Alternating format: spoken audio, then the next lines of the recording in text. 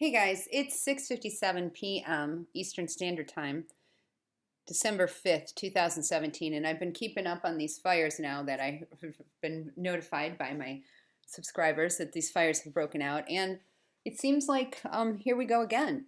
I looked at this. I look at the fire map almost every day. Last time I looked at the fire map last night was 11 p.m. Eastern Standard Time. And then I looked at it a couple of hours ago, and after my subscribers were kind enough to notify me about this, and you guys just count this with me: 1, 2, 3, 4, 5, 6, 7, 8, 9, 10. Two of them have been put out. We have 10 fires that erupted since last night at 11 p.m. There's a problem here, you guys. You can't get 10 fires across this wide area. I don't know how many miles this is, but it's at least 100. You can't get 10 fires to break out over this area. It just doesn't work that way. Okay, one fire maybe. But as I'm going to show you here from these live feeds, they're going to describe to you a handful of fires in the northern part of Los Angeles area. But what you're going to hear is, here's Sylmar. He's going to mention that the part of the fire was in Sylmar, and the bulk of it is in the south part here near the creek fire. This doesn't make any sense. If these are, just like we saw in the last one, if these are brush fires or wildfires that come rolling over hills, they travel in a certain pattern. You're not going to have some on the north side of town and some on the south side of town. Now, they may call it just the creek fire, but if there's some burning in Sylmar, in one part of Sylmar and then down on the other part, that doesn't make any sense. So let's listen to what this news report has to say about these fires. Here are three of the main fires that we have been covering all day. The Thomas Fire, which is that huge one, 50,000 acres, that is burning largely. It started near Santa Paula. It's burning largely in Ventura County right now. The Rye Fire near Santa Clarita, it's causing some major traffic headaches. It's smaller of the three. And the Creek Fire, that's where Veronica is, that's where JT Alpa has been, and that has consumed a number of homes as well. That's moving quickly. That started in the Sylmar area, going into the Sunlit area, and also we have the Little Mountain Fire, which is where Rob McMillan has been. That is a newer fire, but it is... So see, what he's basically just described, he said there's some in the Sylmar area and the San something other behind this closed captioning thing, which I can't get rid of. Those are three separate fires, you guys. They're not being honest with us here.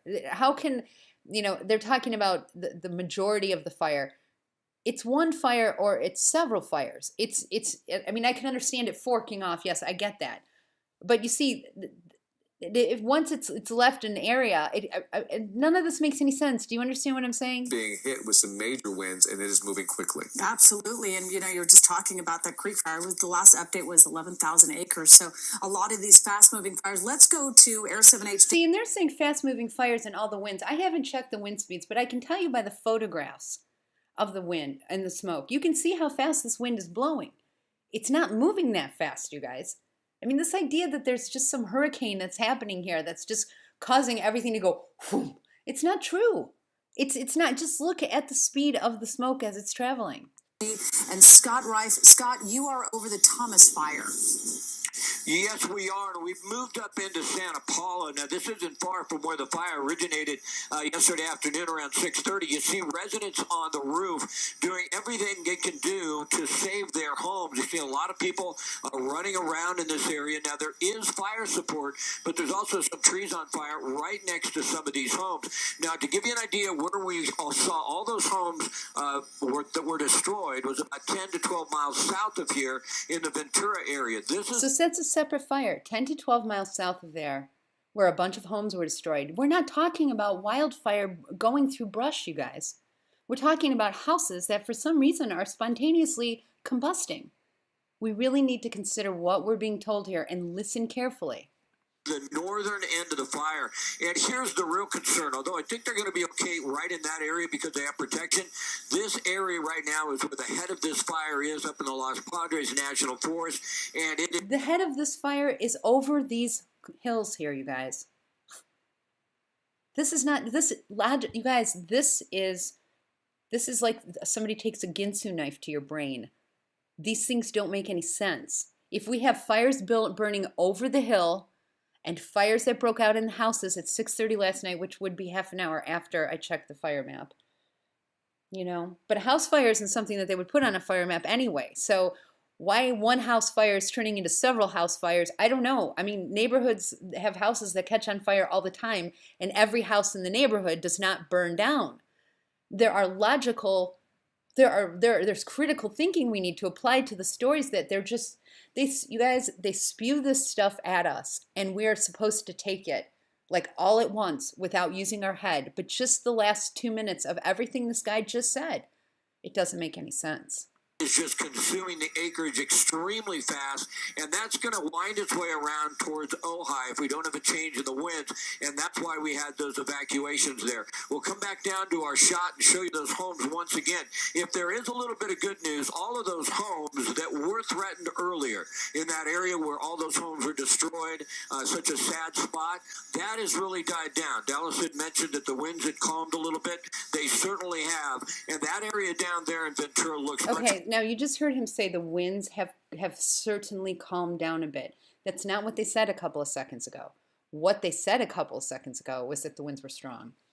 Better. Right now, though, a lot of concern in Santa Paula, very close to where the fire started yesterday afternoon, although they have fairly good structure protection, and we do have helicopters making drops. We haven't seen a whole lot of drops on this Thomas fire, not that we haven't from the air anyways, and it doesn't seem like they had the type of aerial support that they did on the Creek fire, but certainly right here, we're not out of the woods. There's a lot of concern. The residents doing everything they can do to try and save their homes, as you would expect, but boy, sometimes this fire will wrap around and come around on the other side, and that's when it gets very dangerous. So evacuation orders are in effect, but some of these residents have opted to stay. Well, of course they would. I mean, if you just see one or two houses on fire in your neighborhood, you know, there's whole entire areas here that shouldn't be burning at all. You know, this just because one house in the neighborhood catches on fire does not mean the whole neighborhood's going to go up. But for some reason, that's what we're seeing. That's a tough situation.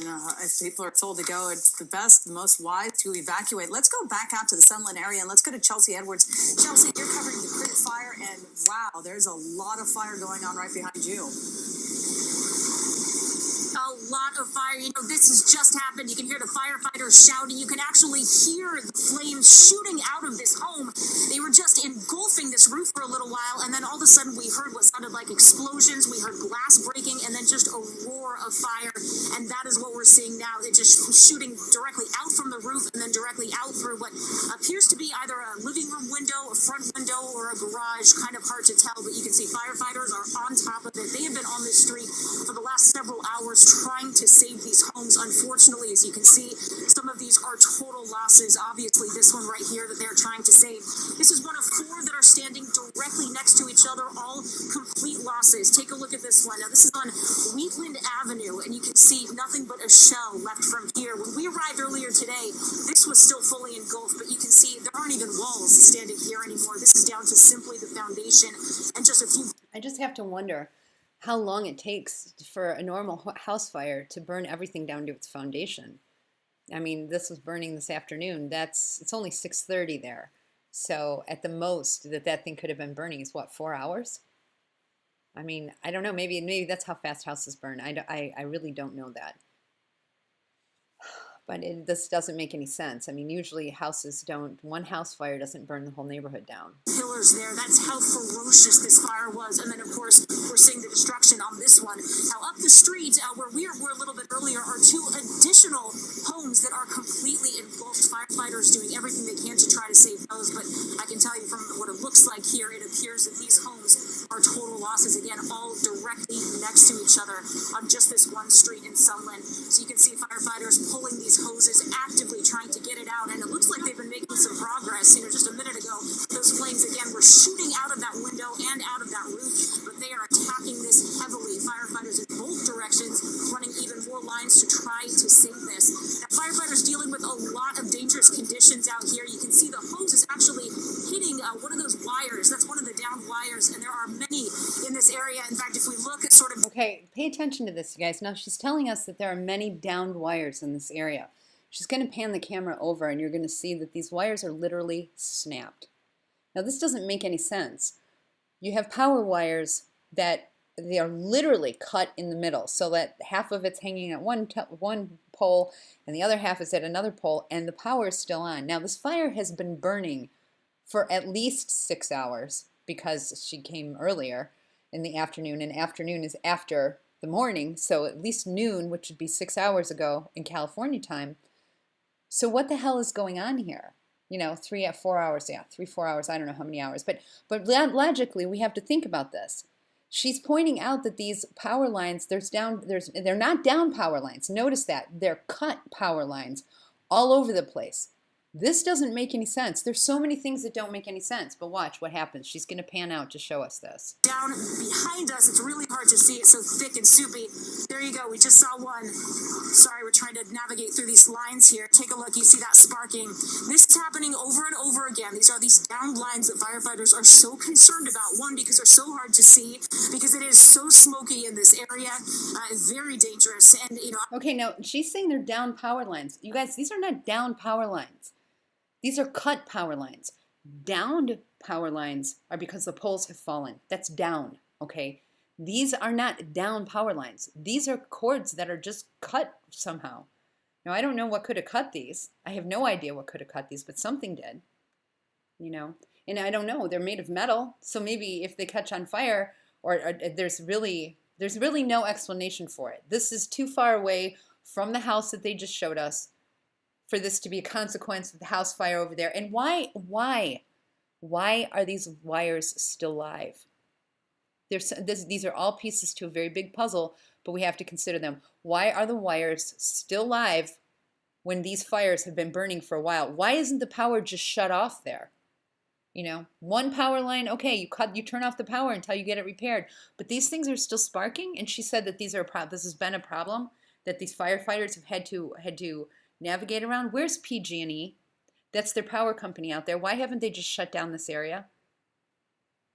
Why? I have a feeling they haven't shut down the power because they can't. If they do shut down the power, guys, that changes the whole dynamic of the different instruments that they can have to use to set these fires. Obviously very difficult to see. You don't necessarily notice them when you're walking by until they start sparking like that. So firefighters, I don't know if you can tell, they put some caution tape down below, but again, in these kinds of conditions and these kind of thick, soupy smoke, you know, it's hard to be able to see those things. So we're taking a lot of extra precautions just to make sure that we stay safe as well. I want to show you this as well. Look at the sun. You can see how dark it is by all this smoke. Gives you an idea of just how much smoke is in the air here. We've been breathing it and feeling it since we've been here. And these firefighters, it's incredible that they're working in these conditions. Now let's take one more look at the end. Looks like they've doused at least the bulk of those flames. You can hear the water hitting that house, hitting those lines. Firefighters, again, doing everything they can, but a lot of destruction. Just a tragic situation on this street here on Wheatland Avenue in Sunland. At least 4 homes are total losses. And again, it is hard to see out here, so it remains to be seen if there's any additional damage down the street any further. We've been staying in this spot, but we are going to explore a little bit more and bring you updates as we get them. And notice, you guys, that power line right here is just wagging in the wind. I mean, I don't know, maybe it burned off the edge of the house, maybe that fell, but the one that they showed earlier was literally just half of the wire. So something cut it in half openly. Now maybe it got fried. You know, that's the thing I'm thinking, is that maybe there was such a pulse going through there that, you know, sometimes you can have a short, like the electricity can be too much pulsed, too strong through the power line, and it can break because the electronic force that goes through there is the wires aren't strong enough to handle that. And I wonder how much that has to do with these fires. What's going on here? Because notice the one thing that she didn't say. She didn't say that the fires had come from behind the property. Like one big rolling fire came rolling down a hill and caught the other 4 houses on fire, which is what you would naturally expect. But that's not how she described it. It's these houses in the neighborhood, okay, that are catching on fire. Not because there's a fire rolling over a hill from somewhere afar, okay? In Sunland, Chelsea Edwards, ABC 7 Eyewitness News, sparking again, as you can see. Yeah. Stay away from that, Chelsea. Be careful out there. Dangerous situation with Chelsea. Yeah, see, so the length, that's the other part of this wire is somewhere and dangling off another pole. So I suspect that what happened was a charge that was too strong, you know, overloaded this wire and it burnt the wire. That's what I suspect. Because I mean, I can't imagine how these things would break in the middle like that. Of course, I'll look in the comment section. You guys can give me some ideas about that. But anyway, I'm going to keep up on this, and I'll keep bringing these details for you. I think it's sad that here we go again, you guys. This just really stinks.